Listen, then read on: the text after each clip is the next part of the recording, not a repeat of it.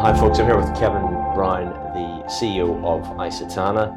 Kevin, what a week for icetana. Yeah. I think, a lot of people will know this, but you had a big announcement to the market on Tuesday. Maybe you could tell us a bit more about that. Yeah, we announced a partnership with SoftBank Robotics. They're investing $1.8 million in icetana. They are committing to a just over $1 million R&D investment, and also underwriting the Japanese market. So they've assumed exclusivity in the Japanese market as a distributor, and they're underwriting the annualized revenue from Japan to the tune of $450,000, roughly 670,000-80,000 Australian dollars. Fantastic. Yeah. We think it's an amazing deal. Mm-hmm. What you've described there is relatively unusual in terms of there's equity, there's distribution, there's guaranteed sales. What's the problem that these guys are looking to solve with icetana? So SoftBank Robotics had a similar, or they learned that it's difficult to sell innovation to particular industries. So when they had a cleaning robot that they tried to sell to facilities management companies. So they would turn up and say, hey, if you buy this cleaning robot, it does the work of 3 people. And the facilities management companies did not understand this because it did not compute with their business model. They sell people. So they went the length and breadth of the globe, and almost consistently they were told this does not work. So it's very similar to the challenge that icetana have had over the years selling security AI to security companies. But SoftBank have deep pockets. So SoftBank as a solution just bought the facilities management companies. And they've continued to do this, through Japan, Australia, APAC, the US, and Europe. So they've basically bought facilities management companies, rolled out their own cleaning robots, and watched the EBITDA go through the roof in all of these businesses. And when you buy facilities management companies, you also have security companies. So security is a similar outsourced endeavor where the security teams effectively hire, rent out people. And so when we turned up and we were saying, hey, would you like AI? This AI can do the work of 50 people. The security companies don't necessarily understand it, but SoftBank Robotics do. So SoftBank Robotics are currently building their integrated security offering, which is called SBX, which is a combination of icetana robots, security robots, and some innovations around security operation centers. So SoftBank turned up probably about a year ago now.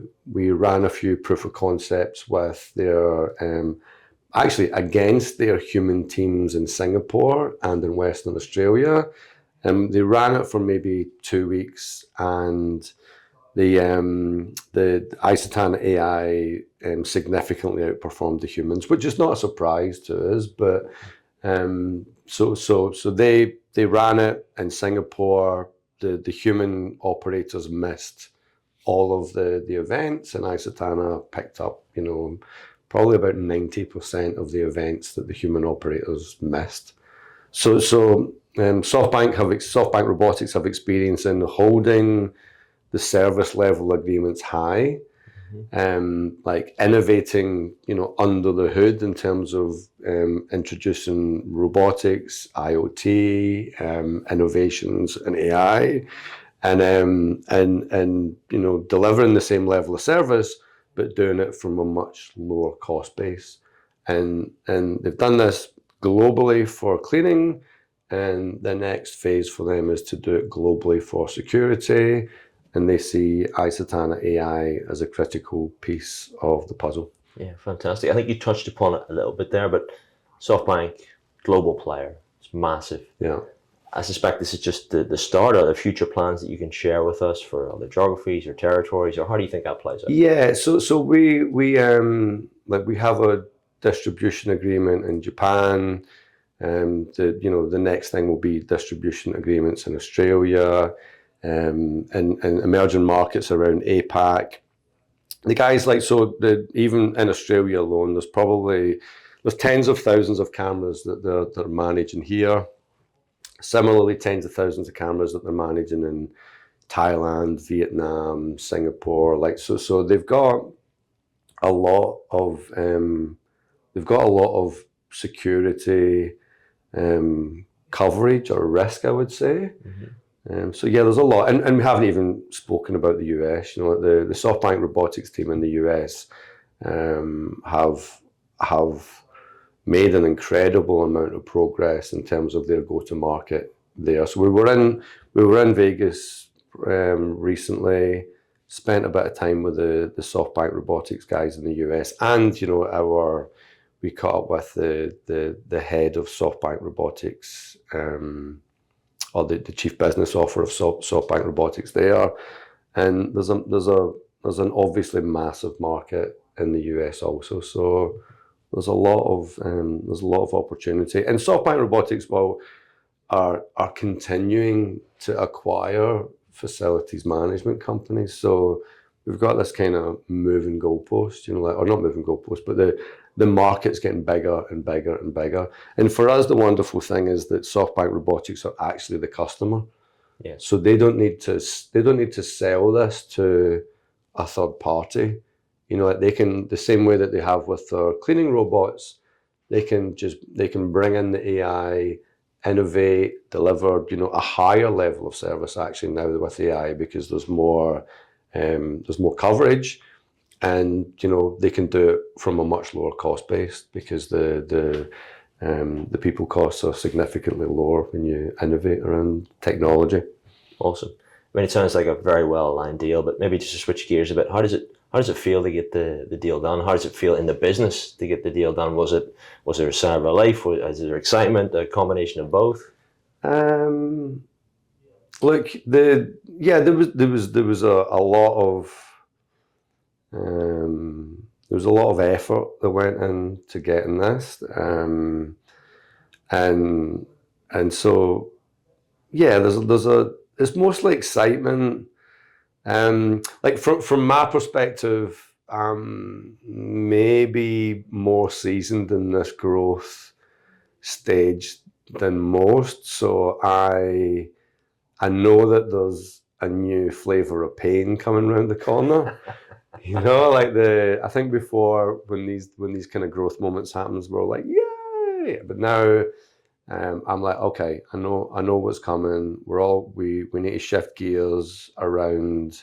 We've been mostly innovative around product features, and kind of agile and scrappy.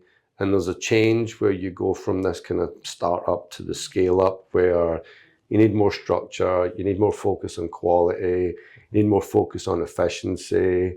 So yeah, I'm excited. It's nice, I think, to get to the end of this week.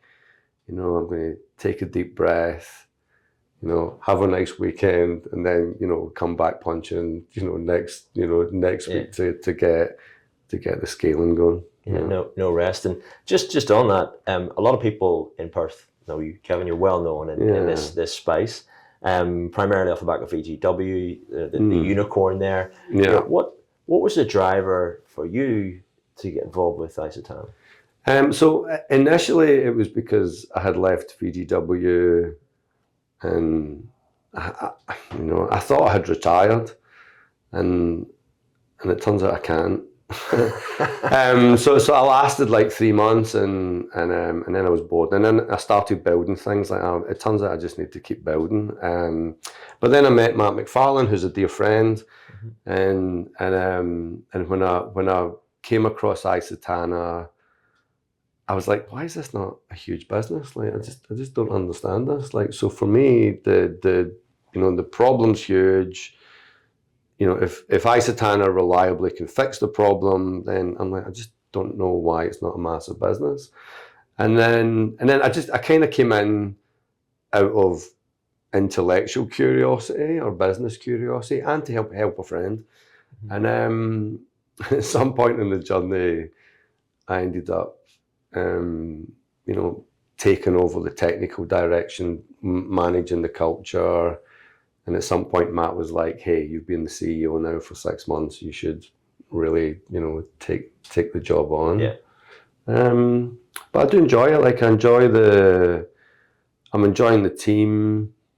I'm enjoying I get a real good night's sleep using my geeky powers for good. So I enjoy the overall mission to keep people safe with AI. Yeah. I'm naturally inquisitive around technology. I'm in general optimistic about technology and AI.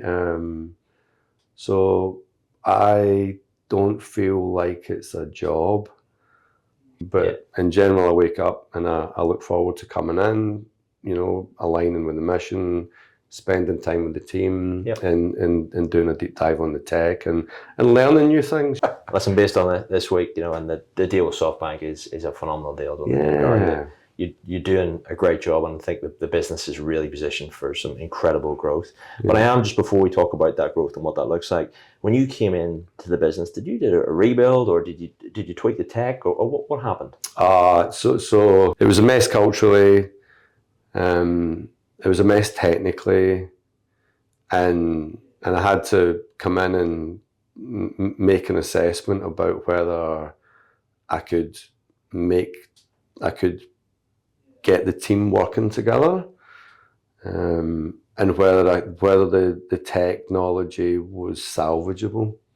So it probably took me about a year to figure out that neither of those things were salvageable. Okay. Like, I had to start again culturally, I had to start again technically, but we didn't start from it wasn't from a stand and stop with the tech. Like, we actually had 700 million hours of CCTV that had gone through the old system, and I've got a reasonable background in stats and AI, so it was actually, I enjoyed opening up the old system and picking it apart, and then at some point this new technology appeared that meant that we could